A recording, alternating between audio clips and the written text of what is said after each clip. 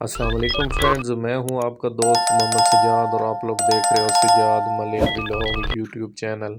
तो प्यारे दोस्तों, आज की हमारी वीडियो का टॉपिक है क्रूज़ ना करने वाले तीतर का टोटका।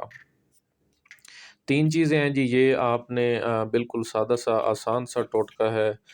टोटल इसमें 3 आइटम हैं। ये आप लोगों ने लिख लेने हैं या ज़हन नशीन कर लेने हैं ताकि आपको जो है वो बाद में मसला परेशानी ना बने। ये आइटम भी मैं आपको बताऊंगा इस वीडियो में, और आगे जो इसकी तरतीब है, जो तरीक़ाकार है, वो भी सारा कुछ इसी वीडियो में आपके साथ शेयर करूंगा इंशाल्लाह। तो सबसे पहली चीज़ है जी, गंदम के भूसे की छान। गंदम के भूसे की छान, 2 मुट्ठी ओपलों की राख, 2 मुट्ठी और क्यूबिक्स पाउडर आधी चम्मच।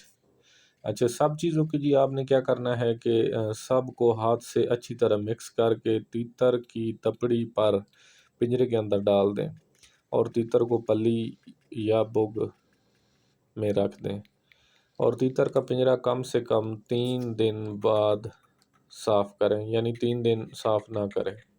3 दिन बाद दोबारा यही अमल करें, तीतर क्रूज़ करना शुरू कर देगा। दौरान क्रूज़ तीतर को मुनासिब जगह पर बाकायदगी से रखें और ख़ुराक जो है उसकी मुनासिब ख़ुराक जो है बाकायदगी से जारी रखें ताकि तीतर क्रूज़ के बाद सेहतमंद पर निकालें।